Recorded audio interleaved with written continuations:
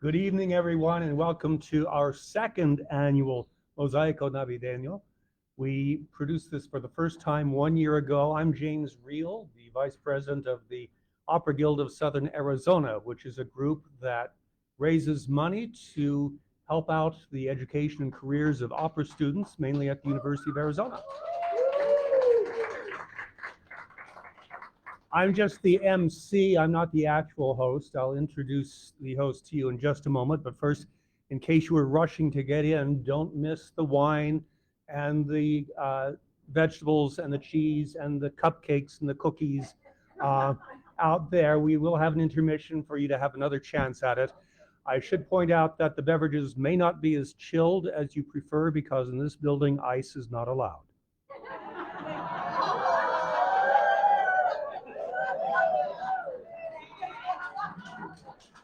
So please welcome, before I create an international incident, please welcome the head consul, Fernando Arián Sanchez Roldan.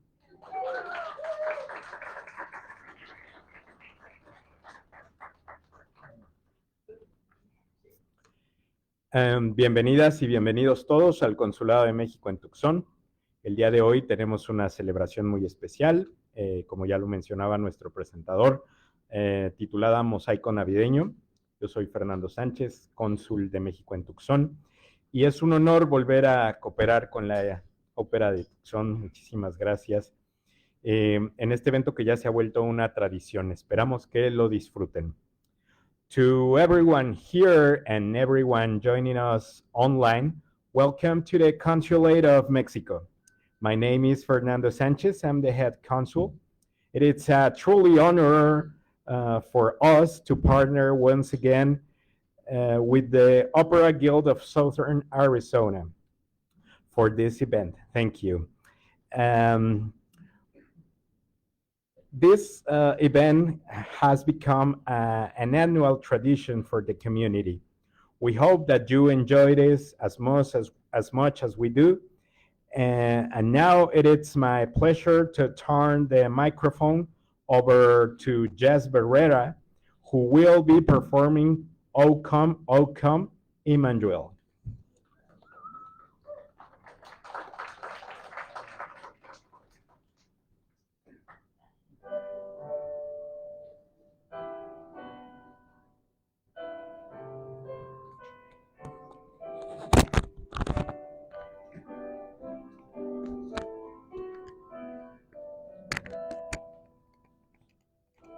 O come, Emmanuel,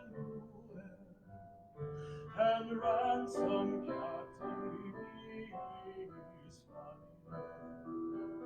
and mourns among the exile here, until the Son of God appear.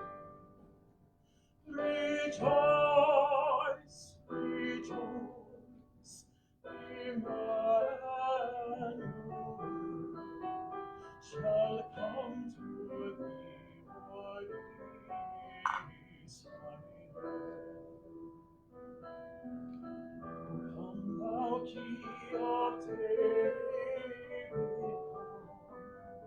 and open thine heavenly home. Make safely that leads on high, and close a path to Mizraim. Rejoice, rejoice, Emmanuel shall come to thee, O Israel. Rejoice, rejoice, Emmanuel shall come to thee, O Israel.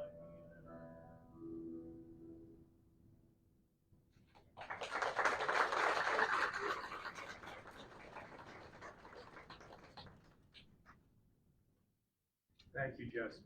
As the evening progresses, we're going to be exploring many specifically Mexican traditions having to do with the Christmas season. And we're going to go pretty much chronologically through the Christmas story. And the best place to begin, I think, is with Mom. So here is Alexis Tadea to talk about the Day of the Virgin of Guadalupe.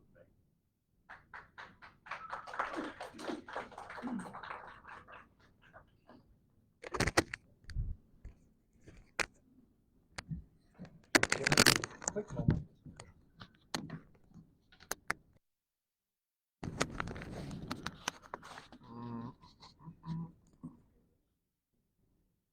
Well, hello everybody. My name is Alexis Tadeo. Today I'm here to talk about El Día de la Virgen de Guadalupe. In Mexico, on the 12th of December, many celebrate the Day of the Virgin of Guadalupe, or in Spanish, El Día de la Virgen de Guadalupe. This day serves to commemorate, according to the Catholic Church, her apparition on top of El Cerro de Tepeyac. This day represents more than just a religious belief, however. It represents history and a cultural tradition for Mexico. The 12th of December now serves as the start of the holiday season for many people, particularly in Mexico, where it is customary to not only celebrate the day, but kick off the holiday season. We now welcome Diana Peralta, who will sing La Guadalupana, and Beth Yargorstorff, who will perform Ave Maria.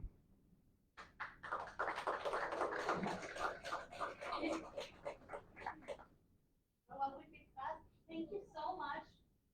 I'm so honored to be here again. Thank you, Rose, for the invitation again and for organizing all of this for us and for all the support she gives us to opera singers from all over the world. But I'm really, really grateful for her because lots of dreams that I have had since I arrived in Tucson have become true because of the Opera Guild. So thank you so much, Rosie.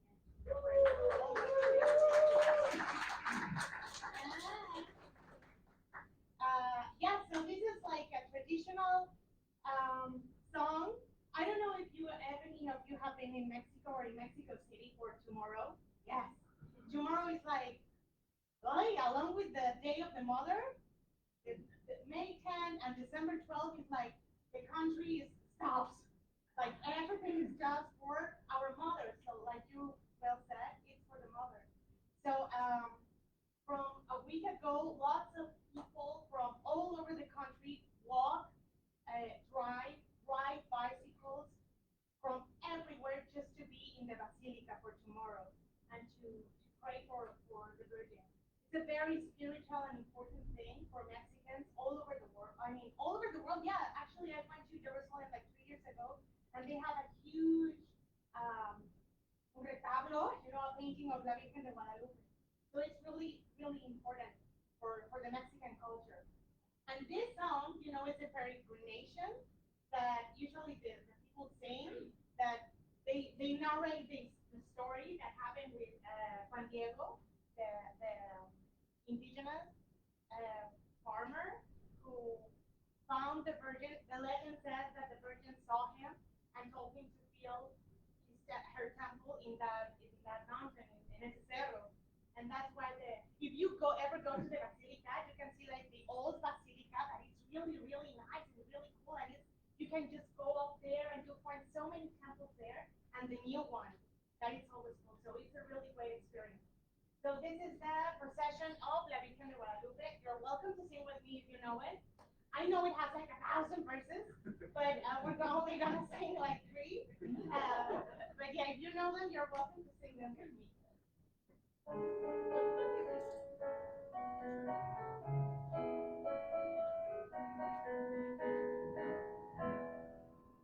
Desde el cielo una hermosa mañana, desde el cielo una hermosa mañana, la guadalupana, la guadalupana, la guadalupana bajo el tepeyac, la guadalupana, la guadalupana.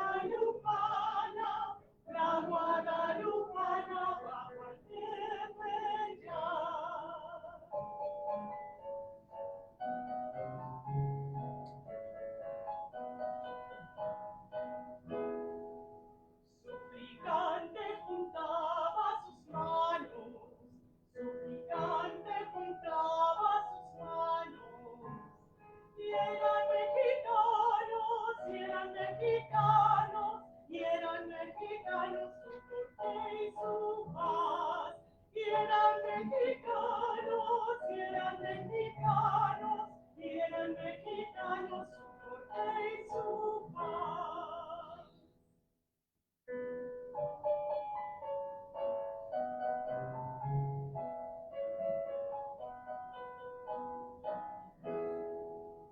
Desde entonces para el mexicano, desde entonces para el mexicano, ser guadalupano, ser guadalupano, ser guadalupano es algo esencial. Ser guadalupano, ser guadalupano, ser guadalupano es algo esencial.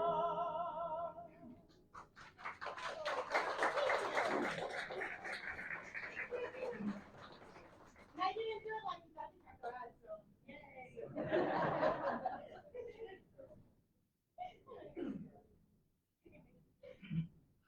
Hello, my name is Dr. Yarnstor. I'm also a student at the University of Arizona. I was honored to sing for you last year at this event, and I'm so glad to do that again. And now for something completely different, Ave Maria, the Schubert Ave Maria.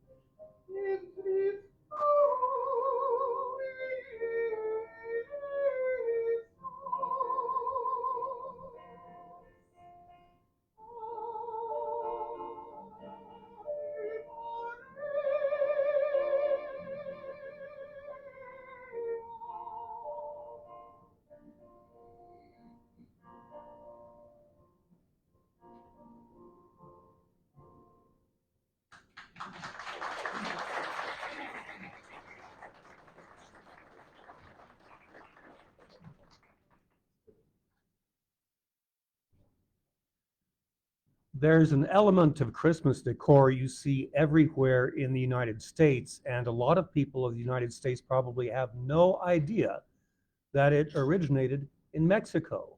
I'll give you a hint. Just look down here. Here to tell you all about the tradition of the poinciana is Deputy Consul Li Wang.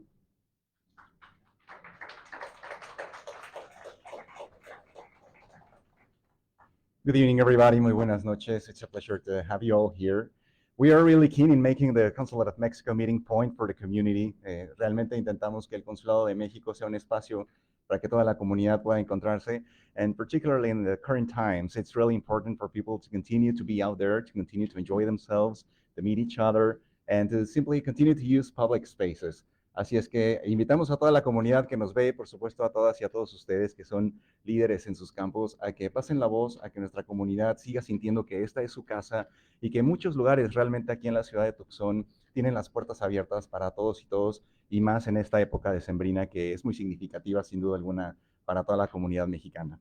Sin más, les platico un poco de la poinsettia o las nochebuenas, como las conocemos en México. They are native to the warm regions of the southern parts of our country. and they have deep cultural roots dating back to the Aztecs, who called them Cuetlaxochitl. They were used, their vivid red leaves were used to make dyes, and their sap for medicinal treatments.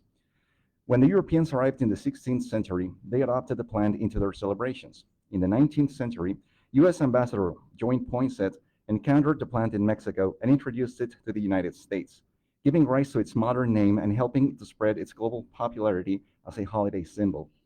This introduction to the country highlights our diplomatic ties and cultural mixtures that continue to occur, especially in the border region. We, as people, have much in common and tight history between our two nations, and Las Nochebuenas remind us all of that. Muchas gracias. Y ahora, con muchísimo gusto, I introduce Jess Barrera, who will sing "O Christmas Tree."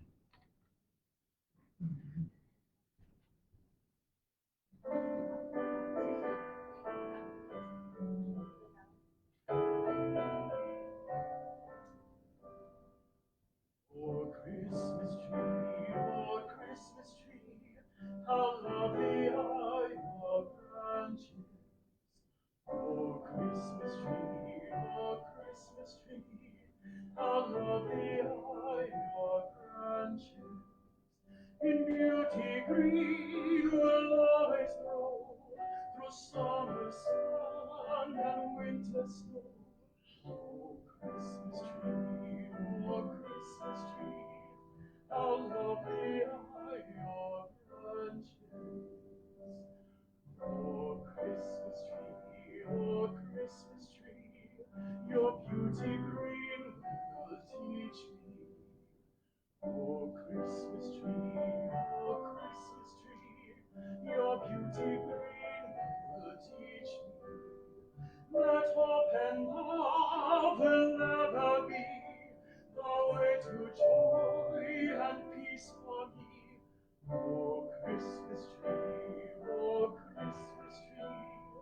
your beauty green will teach me.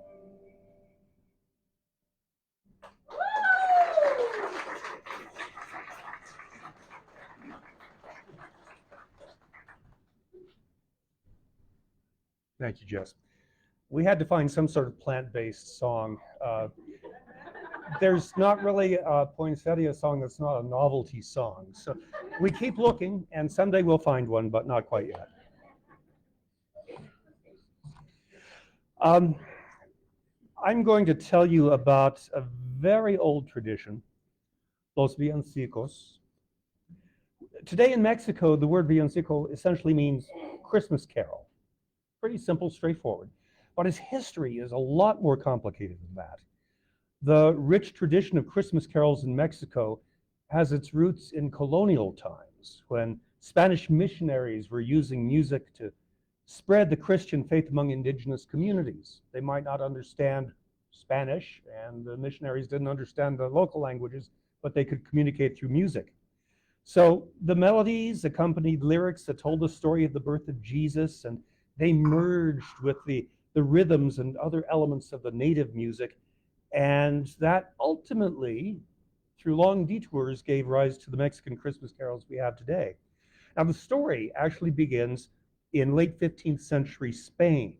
The original villancicos were compositions for a small group of singers and instrumentalists, generally on the subject of Christmas.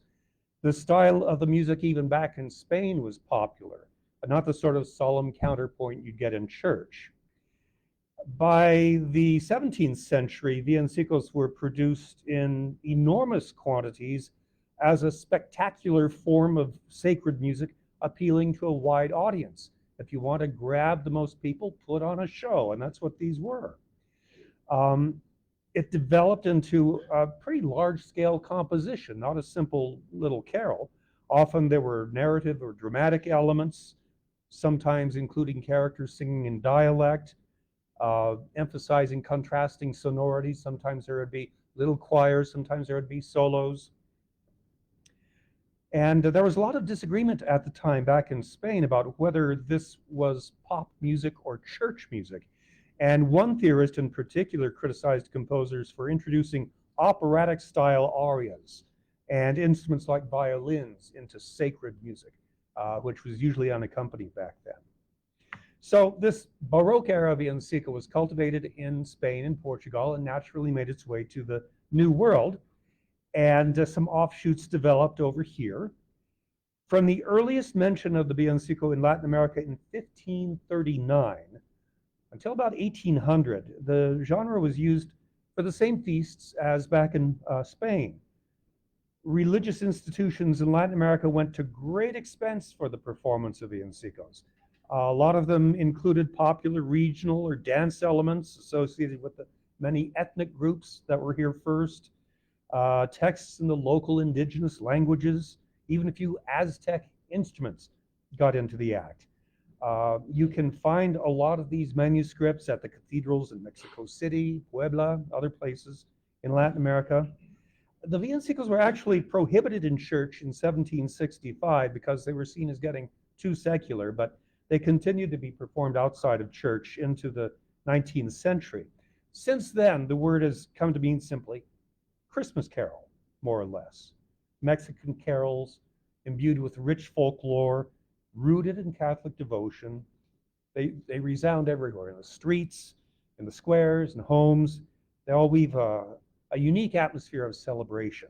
And here to introduce you to, or perhaps remind you of, a couple of the most beloved is, again, Diana Peralta.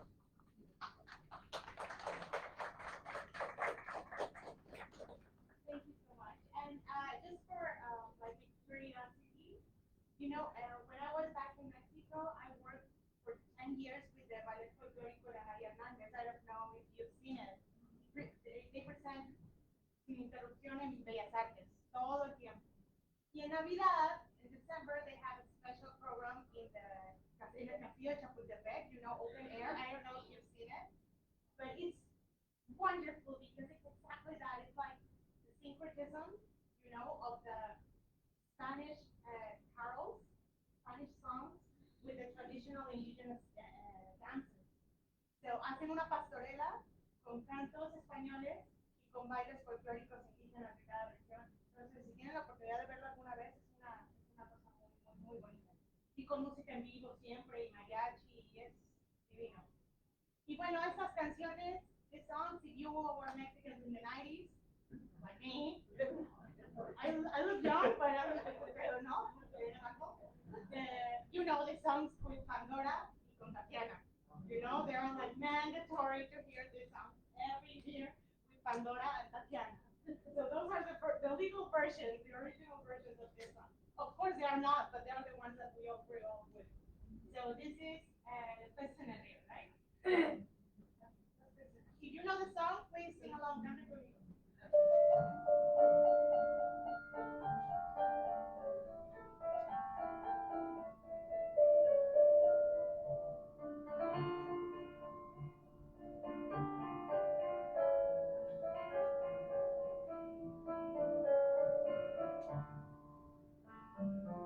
La Virgen se está peinando entre cortina y cortina, sus cabellos son de oro y el peine de plata fina, pero mira cómo beben los peces en el río, pero mira cómo beben porque a Dios nacido. Beben y vuelven a beber los peces en el río por ver a Dios nacer.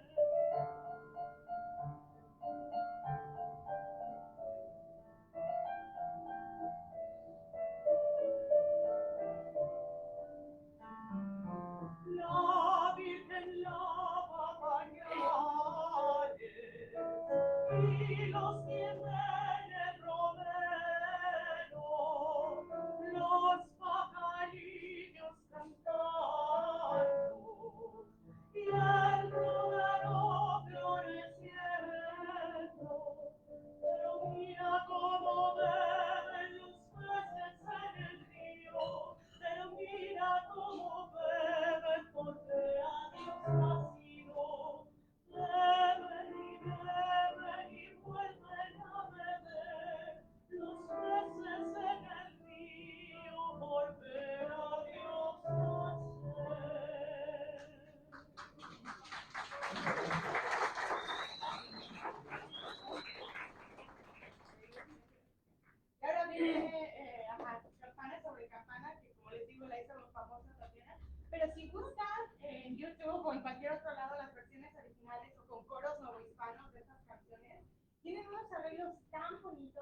Y hay muchos grupos en México, cantantes de ópera, que son ensambles a 4 voces, a capela totalmente, que tienen estas canciones con unos arreglos muy, muy bonitos, como para estar poniendo el árbol de Navidad, escuchando esta música tan linda. Y esta, bueno, insisto, la canción con la que yo crecí es Parte de esa tienda. Entonces es campana sobre campana.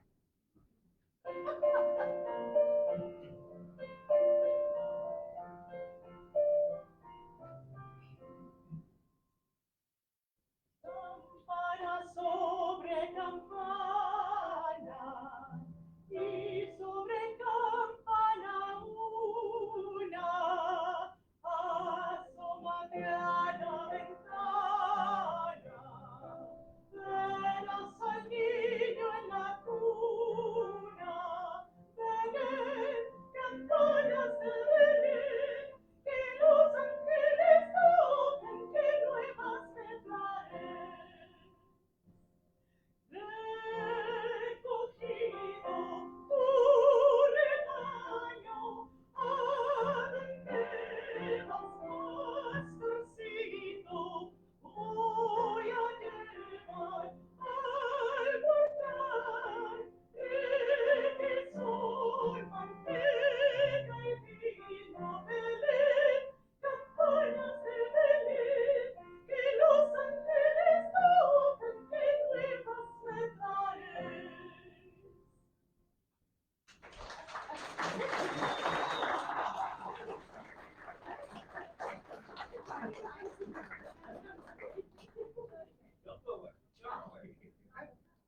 Because before intermission, there's one more segment.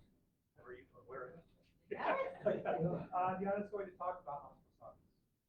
I'm gonna talk about las posadas. And I miss them so much. You know, I've been here for 8 years now. I'm about to be 9 years. And my plan was to study my master's in opera singing here. And I did. I got a scholarship and the support of Opera Guild again. And then COVID happened. And I graduated in COVID, so they offered me to stay for the doctorate. And I said, of course, yes. And I remember my first year spending my Christmas alone was in the COVID year.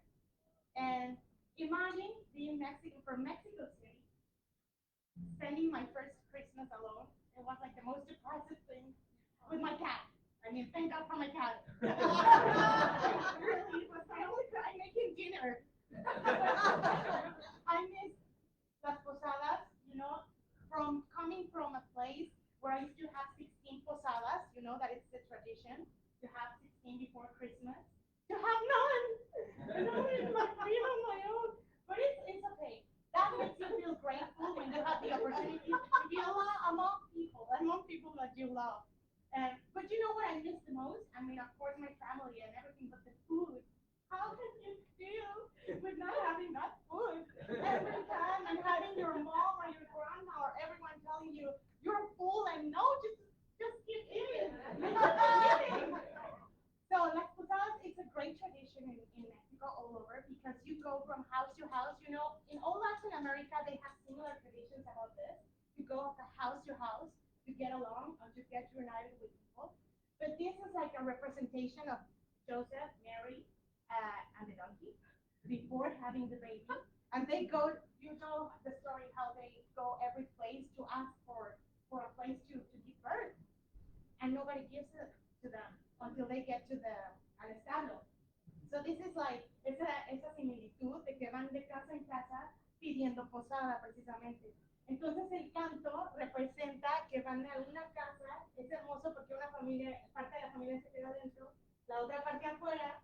Entonces las estrofas todo el mundo se las divide con velitas y por supuesto dentro de la casa está esperando una piñata enorme y dulces, la colación, la comida o la segunda ronda de comida o el itacate y uno va con su velita y hasta que llega empieza a decir estas frases que ahorita vamos a cantar algunas de esas estrofas que donde ellos están explicando yo soy José, yo soy María, danos posada, venimos en paz.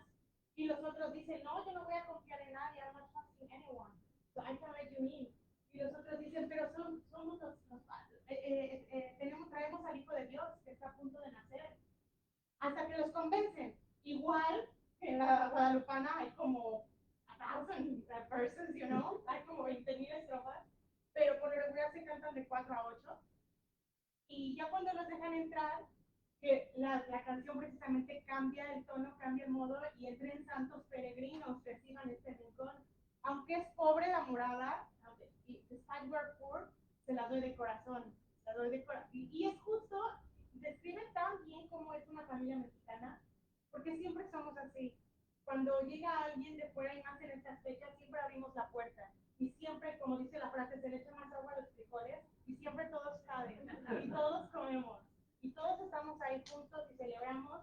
Y eso de que, ¿saben algo que me impresiona de aquí? Es que cuando me invitan a alguna reunión o fiesta que me dicen, la fiesta es de 4 a 8. Yo digo, pues ya va a las 5 y terminan a las 2 de la mañana, ¿no? Como uno está acostumbrado, pero no. Aquí sí terminan de 4 a 8. Es mucho trabajo entender eso, porque ya no corren.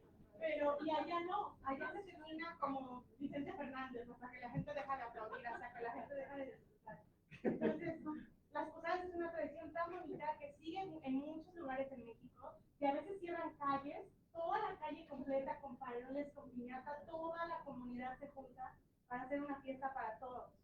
Y eso es algo hermoso, que hace que conozca uno a su comunidad y que recuerde y regrese a esos momentos en los que la comunidad es una, que no hay nada que nos separe. I'm sorry if I said, oh, what's this in Spanish? Like, all the ideas come here, and yeah, it makes me like miss that a lot. But, well, this is the song that the two families sing, so I'm going to be part of these two families. So if you know the song, please, it will be great maybe for next year to make this part to have my part, and this part to be the Los Peregrinos, and it would be so much fun to have both of that. And make and have a piñata and everything. See, now I'm organizing. This is Las Posadas. I hope you enjoy it. So this is like the part that is coming. En el nombre del cielo, os pido posada, pues no puede andar mi esposa amada. Yeah. Aquí nuestro sol sigan adelante, pues no hemos de abrir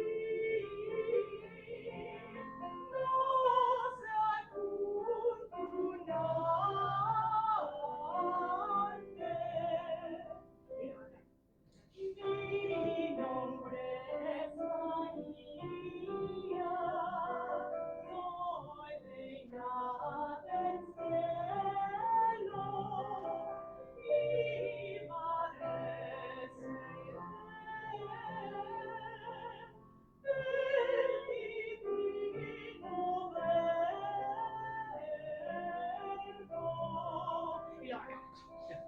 Eres tú, José, tu esposa es María,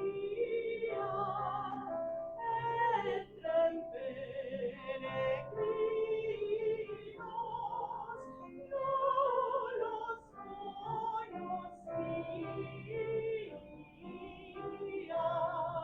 And then you open the doors and you say, Santos peregrinos, peregrinos, festivales de rincón, porque sobre la morada,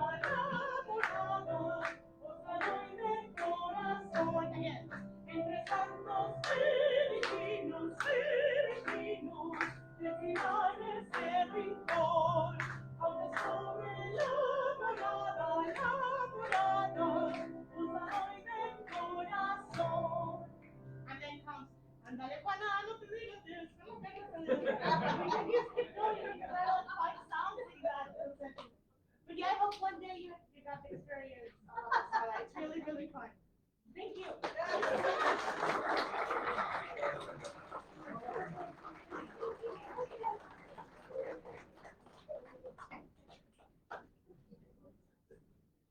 We're going to take a brief break now for refreshments.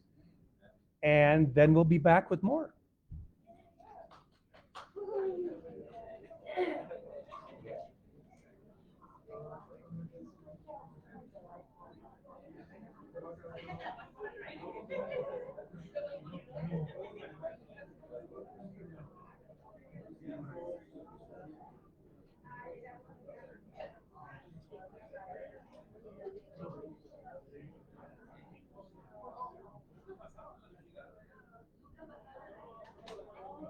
Eso es lo que yo-